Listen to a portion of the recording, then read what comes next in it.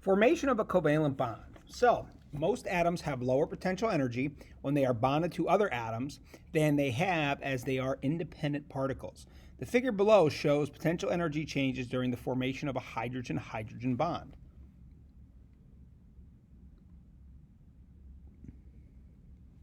So, the formation of a covalent bond, the electron of one atom and proton of the other atom attract one another. The two nuclei and two electrons repel each other. These forces cancel out to form a covalent bond at a length where the potential energy is at a minimum. So, very important. All right, opposite charges attract. All right, opposites attract. Like charges repel.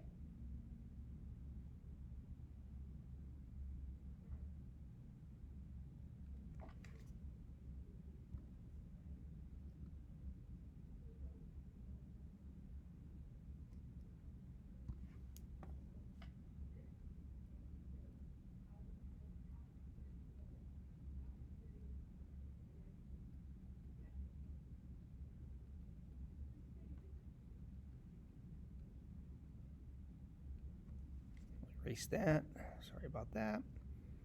All right, like charges repel each other.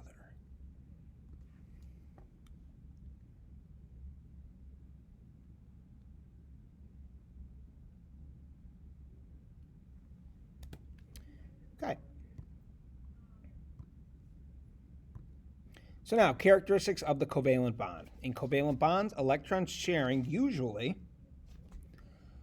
occurs so that atoms contain the electron configuration of noble gases. So they want to get to the noble gases, okay, the closest noble gas, right? When you're at a noble gas, that's when you're most stable, right? That's why noble gases do not have a charge, right? They're happy, they're stable. They don't need to gain or lose electrons. This stability results from the fact that the noble gases atoms' outer s and p orbitals are completely filled by a total of 8 electrons. So all atoms want to get to a total 8 electrons in their outer valence shell. So other atoms can fill their outer s and p orbitals by sharing electrons through covalent bonding. Such bond formation follows the octet rule. Okay, so chemical compounds tend to form so that each atom, by gaining, losing, or sharing, has an octet of electrons in its highest energy level.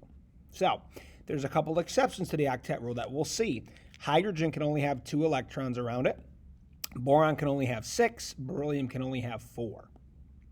Some molecules with an even number of valence electrons, such as the compounds of boron, also fail to follow the octet rule. So, a few atoms, especially phosphorus and sulfur, expand the octet rule to 10 or 12 electrons. So for example, here we see the Lewis structure, which we'll talk about the next video, how to create these or construct these. Is the Lewis structure to the right is for sulfur hexafluoride, SF6. And we see here, and just give you a little preview, right? These single lines around the sulfur, right? They're single bonds. Single bonds equal 2 electrons. So you can count 2, 4, 6, 8, 10, 12. There's 12 electrons around that sulfur, right? So sulfur can have an expanded octet. Phosphorus, you're usually going to see it have 10 electrons around it. You can. You don't have to, but if it's expanded, you're going to usually see it with 10 electrons. Okay. So, single covalent bond. How do these come about? So I'm going to have hydrogen, and I'm going to have we're going to draw its orbital diagram, so orbital notation. So hydrogen is 1s1. Chlorine, 1s2, 2s2, 2p6, 3s2, and then 3p5. So if I go ahead and do the orbital diagram here,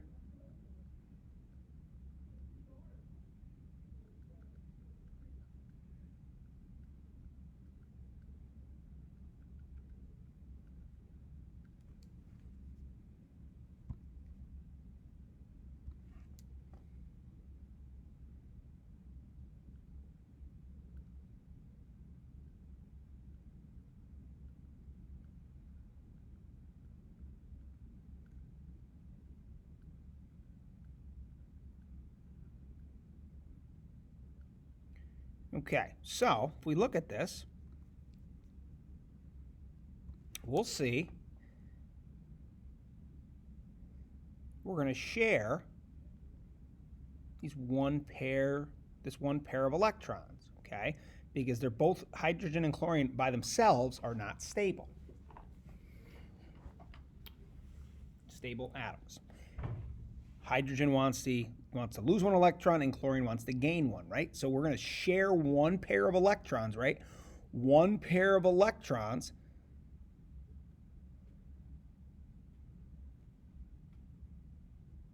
is a single bond.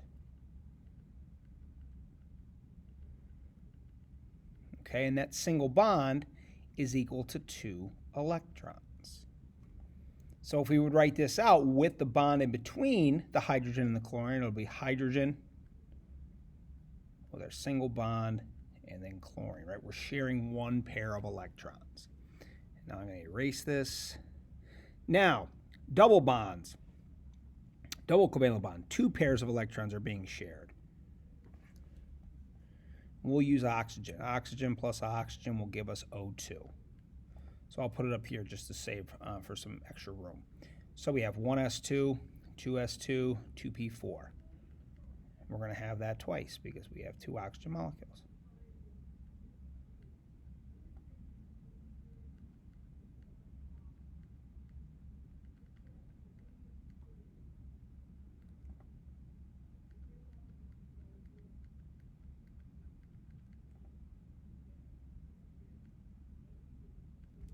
Sorry about that.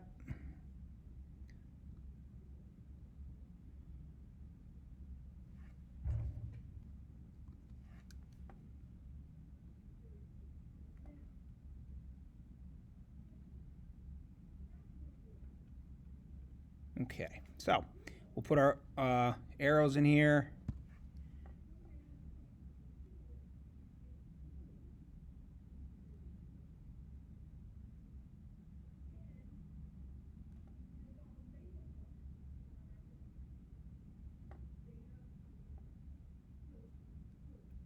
Now, we see here there's a sharing of 2 pairs of electrons, right? Because these last 2 sublevels are not filled, right? They're going to be shared.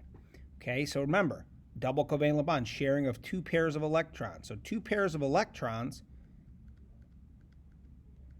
means a double bond. Okay, and a double bond is going to look like this, 2 lines.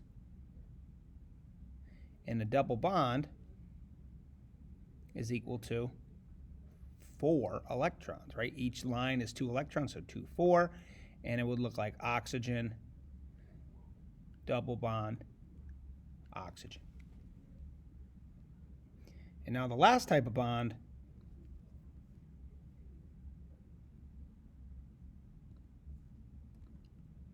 triple covalent bond. So we're going to have nitrogen.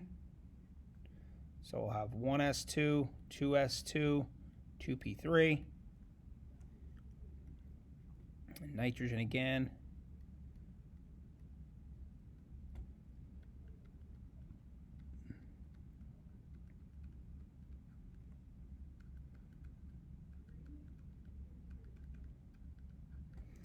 All right, so put our arrows in here.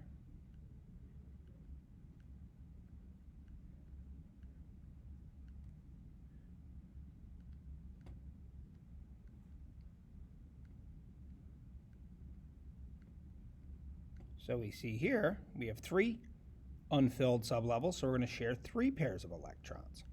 So 3 pairs of electrons is a triple bond.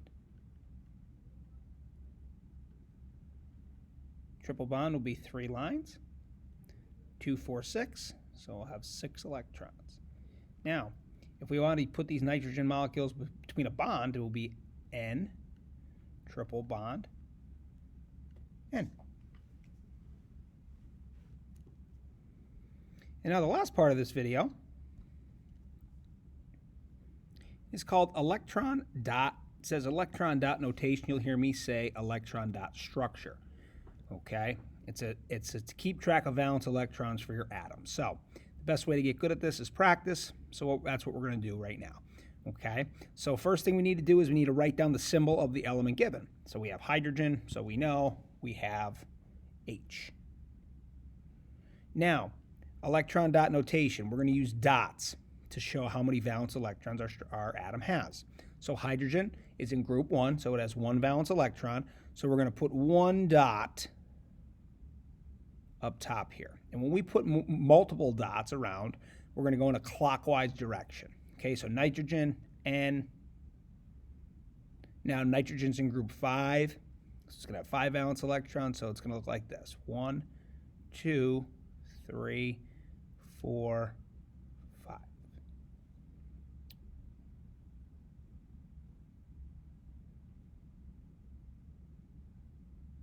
And this concludes our video on the formation